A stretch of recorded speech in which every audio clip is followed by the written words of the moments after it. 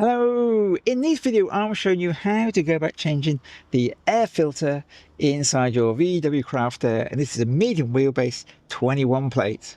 Now this is actually a really easy job, doesn't take very long to do, maybe 10 minutes. Obviously the video is pretty much 10 minutes long, so it doesn't take very long to do. Once you know what you're doing, it's a piece of cake. So yeah, if you want to just see what was involved, then obviously keep watching.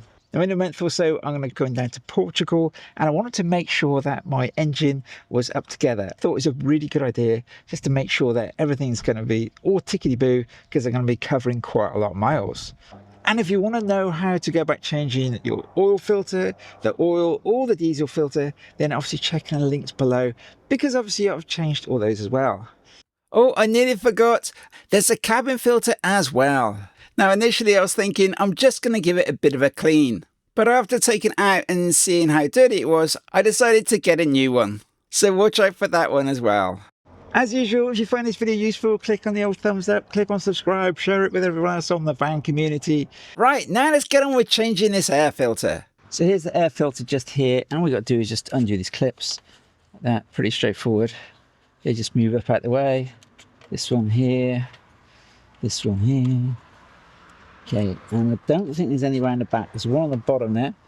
Undo that one. And the other side just hooks in. Here's another sensor of some description.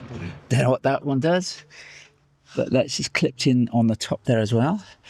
So with it like that, you can now actually just lift this off, and you may be able to take your filter out, but I think, like I said, I'm going to just remove this hose. It's just going to make life a whole lot easier. I might also need to just remove this as well. That looks like it's zip tied on there. So, yes, maybe there'll be enough room. Let's just undo that first of all and remove that one. Now I'm just going to use a screwdriver on that, see if it'll come undone that way. Oh yeah, that's not very tight at all.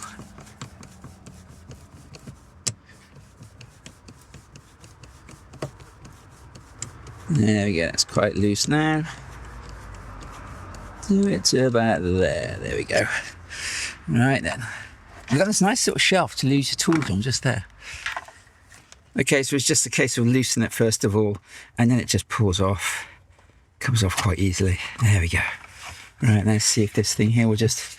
It kind of hinges from the back. There's like a hingy bit on the back here. So you just sort of lift it away from there. I think that's what it is. Yeah, there it is. That's all it is. There we go. It is getting caught. It's pulling on that lead just there. So you do have to remove the electrical plug and cable. Release these clips. That one there should be fairly straightforward. This one should be like a pull this little grey thing out. I think is what this one does. Okay, so this grey thing slides back, and then you can push the clip down and then pull it off. So that came off pretty easily. And then we're just going to see how it's removed these. Either I've got to cut the zip ties, or it might just unclip off the plastic here, is what I'm hoping. So I fiddle around with these clips here. They've got some sort of metal clip in there. I don't know if you can see that. There's a metal bit inside there, so I'm not going to mess around those anymore because I might end up breaking them. So I'm just going to snip these off carefully without damaging these wires. There we go, one. Okay, that's one done. Do the other one over there. Okay, so that's that wiring loom disconnected now. So this should, in theory, just lift off, which it does. Like that. Just make sure we don't catch the lead. There we go. And there's my air filter. Let's take a look inside. Let's have a look inside there. That all looks nice and clean. And there is, I don't know, some other kind of sensor in there. Don't know what that one does. But yep, there's another one. Let's take a look at the air filter, see how dusty that is. So it should just peel off here, like that. There we go. Actually, okay. Well, there you go. It's not too bad. Got a few leaves in there. Is this part of the filter? I think it is. but I guess this was probably white once. But definitely ain't white anymore. And you can see how it draws up these leaves, and obviously over time that can build up over the whole thing and then just gradually block the air up, so your engine has been starved of air. So yeah, it's not too bad. So just need to put the new one back in, clean that out inside there, get the leaves out, and we should be good. And as I was cleaning this out, I realized there's a drain here down the bottom, just there.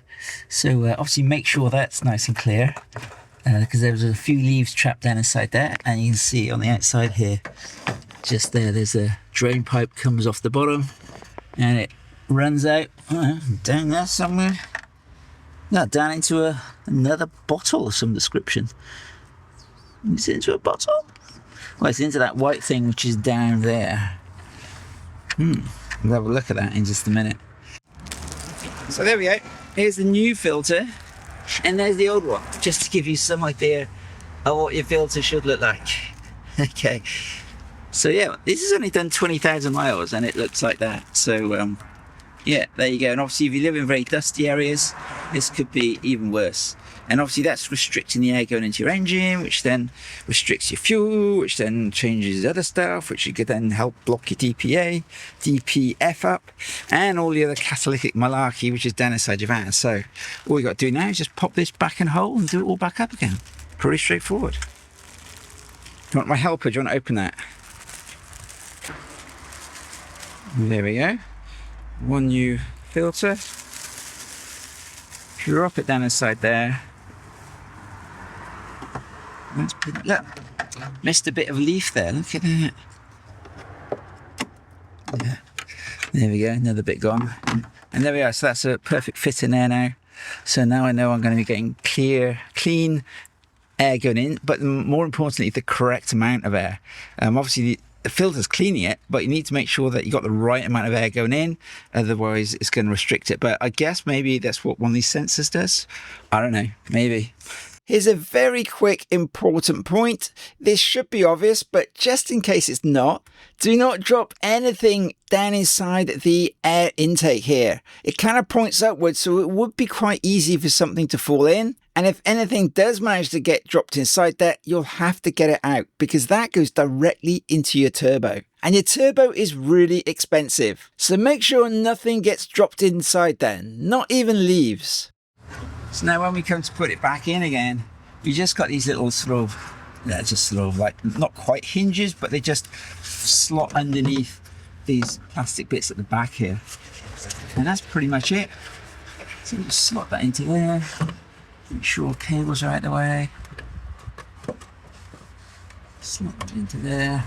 Make sure the clips haven't gotten away. That clip there dropped down. Yeah, it's going to be a bit tighter because we got a new rubber seal on it. And that clip there dropped down as well. There we go. That's it. Give it a good bit of a wiggle. Make sure it's on there. Okay, then we just close these back up again. That one there. That one there. Not really tight, they just fold up. That one there. Slip that back onto there. Like that. So that pushed all the way on. That's good. Make sure it's kind of right orientation. Give it a little wiggle. Then just do that screw up there. Plug that back into there. Push this grey thing back in again. Do up this screw here. And that's it. That's the air filter changed. What's that, about 5-10 minutes? All done. And I don't think this needs to be super tight. It's just got to be tight enough so it just squishes the rubber down a bit. That's it. See, it doesn't twist. That's fine. Yeah, happy with that. And I just got to use those little zip ties and just tie these cables back on again. And that's it. Air filter replaced. Easy peasy. Right, that's about it then. If you want to know how to go about changing that oil filter and the oil, what's involved in that, then obviously click on the link you'll find just right here. And if you want to know about the diesel filter, how to go about changing that as well, then of course click on the link around here somewhere.